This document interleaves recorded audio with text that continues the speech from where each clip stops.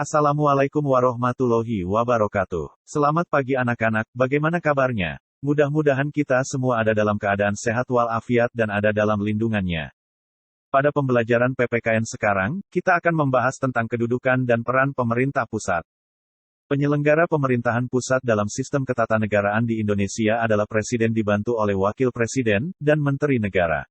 Berkaitan dengan pelaksanaan otonomi daerah, kebijakan yang diambil dalam menyelenggarakan pemerintahan digunakan asas desentralisasi, tugas pembantuan, dan dekonsentrasi sesuai dengan peraturan perundang-undangan. Pemerintah pusat dalam pelaksanaan otonomi daerah memiliki 3 fungsi, yaitu sebagai berikut. 1. Fungsi layanan. Fungsi pelayanan dilakukan dalam rangka memenuhi kebutuhan masyarakat dengan cara tidak diskriminatif dan tidak memberatkan serta dengan kualitas yang sama. Dalam pelaksanaan fungsi ini pemerintah tidak pilih kasih, melainkan semua orang memiliki hak sama, yaitu hak untuk dilayani, dihormati, diakui, diberi kesempatan, dan sebagainya.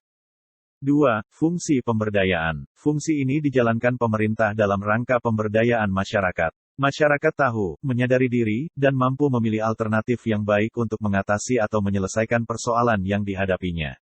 Pemerintah dalam fungsi ini hanya sebagai fasilitator dan motivator untuk membantu masyarakat menemukan jalan keluar dalam menghadapi setiap persoalan hidup. 3. Fungsi pengaturan. Fungsi ini memberikan penekanan bahwa pengaturan tidak hanya kepada rakyat tetapi kepada pemerintah sendiri.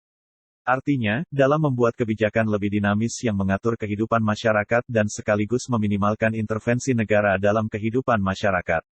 Jadi, fungsi pemerintah adalah mengatur dan memberikan peran kepada masyarakat dalam menjalankan hidupnya sebagai warga negara. Sementara itu, ada 6 fungsi pengaturan yang dimiliki pemerintah, yaitu sebagai berikut. 1. Menyediakan infrastruktur ekonomi. 2. Menyediakan barang dan jasa kolektif. 3. Menjembatani konflik dalam masyarakat. 4. Menjaga kompetisi. 5. Menjamin akses minimal setiap individu kepada barang dan jasa. 6. Menjaga stabilitas ekonomi. Berikut merupakan urusan pemerintahan yang menjadi urusan pemerintah pusat, yaitu 1.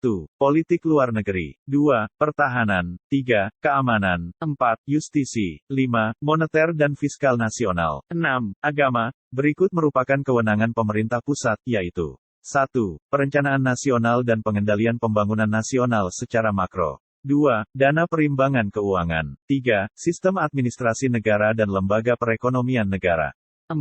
Pembinaan dan pemberdayaan sumber daya manusia. 5. Pendayagunaan sumber daya alam dan pemberdayaan sumber daya strategis. 6. Konservasi dan standarisasi nasional. Selanjutnya, kita akan membahas tentang tujuan umum diberikannya kewenangan kepada pemerintah pusat dalam pelaksanaan otonomi daerah, yaitu sebagai berikut.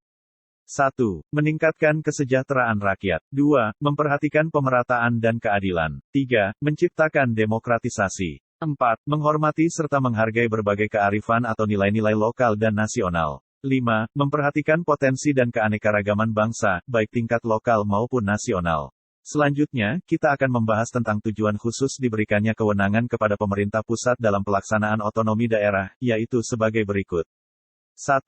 Mempertahankan dan memelihara identitas dan integritas bangsa dan negara. 2. Menjamin kualitas pelayanan umum setara bagi semua warga negara.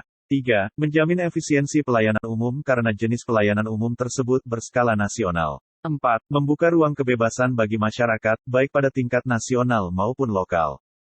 5. Menjamin pengadaan teknologi keras dan lunak yang langka, canggih, mahal dan berisiko tinggi serta sumber daya manusia yang berkualitas tinggi yang sangat diperlukan oleh bangsa dan negara. 6. Menciptakan kreativitas dan inisiatif sesuai dengan kemampuan dan kondisi daerahnya. 7.